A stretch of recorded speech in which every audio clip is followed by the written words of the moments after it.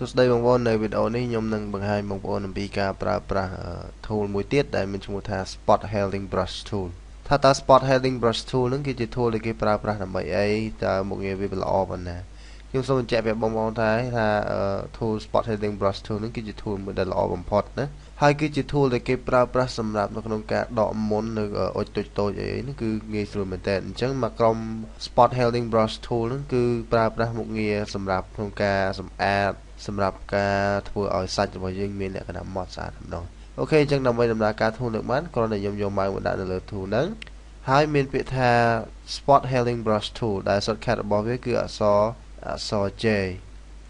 អញ្ចឹងនៅក្នុងហ្នឹងក៏វាមាន tool 3ទៀតដែរ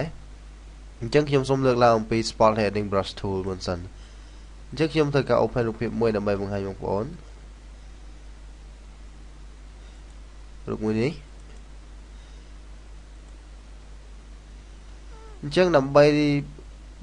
បញ្ជាក់ថាតើ Spot Healding Brush Tool នេះគេប្រើប្រាស់ដើម្បីអីហើយវាមុខងារវាគឺល្អដើម្បីម៉េចគឺខ្ញុំគ្រាន់តែ zoom ចូលទៅក្នុងរូបភាពនេះទៅ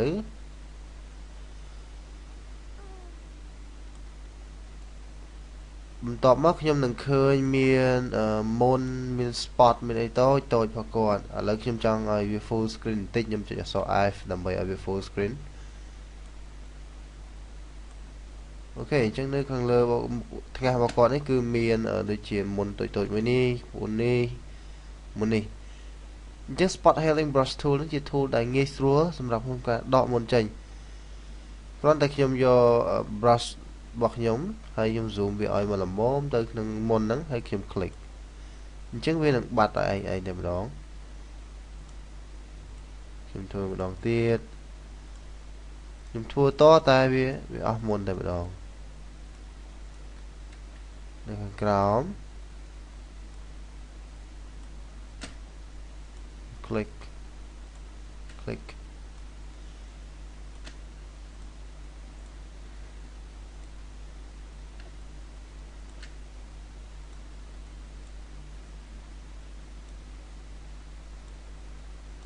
អូខេខ្ញុំគិតថាពេលនេះខ្ញុំសម្អាតបានល្អហើយ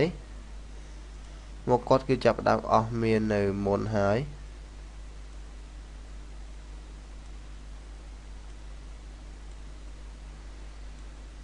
អញ្ចឹង Spot Healding Brush Tool នឹងគឺគេប្រើប្រាស់សម្រាប់មុខងារបែបនេះគឺវាងាយស្រួលមែនតើនៅក្នុងការឲ្យយើងដកមុនខ្ញុំគិតថាបងប្អូននឹងអាចសិក្សាមកនៅខ្លួនឯងអំពី create texture proximity ឬក៏ content aware ហ្នឹងគឺបងប្អូនអាចតេស្តមួយด้วยខ្លួនឯងនិយាយថាខ្ញុំដាក់ថាឧទាហរណ៍ថាខ្ញុំដាក់ proximity ហើយខ្ញុំ click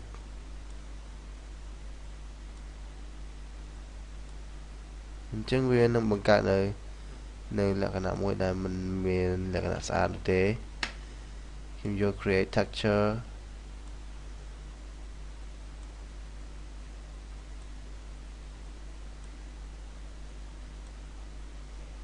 វានឹងធ្វើឲ្យមានជា texture ដែរប៉ុន្តែ texture ហ្នឹងវាអត់សមទេវាគ្រាន់តែយកដូចជាក្រដាសពណ៌មួយដែលរបៀបជាពណ៌សាច់របស់យើងហើយយកមកដាក់ចូលទេ content aware ខ្ញុំ click មកចឹងវានឹងព្យាយាមរកនៅកន្លែងណាដែលមានសាច់ប្រហាក់ប្រហែលទៅនឹងកន្លែងដែលខ្ញុំបានឆូតយកចេញគឺវានឹងដាក់ចូលតែម្ដងប៉ុន្តែវាមានលក្ខណៈអត់ល្អទេនៅពេលដែលខ្ញុំប្រើប្រាស់ tool មួយនេះព្រោះថា tool មួយនេះគឺជា tool ដែលគេប្រើប្រាស់សម្រាប់ក្នុងការដកមុនទេដើម្បីឲ្យរូបទៅធម្មតាវិញខ្ញុំចុច F12 អញ្ចឹង tool Spot Healding Brush Tool គឺមានការប្រើប្រាស់តែប៉ុណ្្នឹងទេអរគុណច្រើន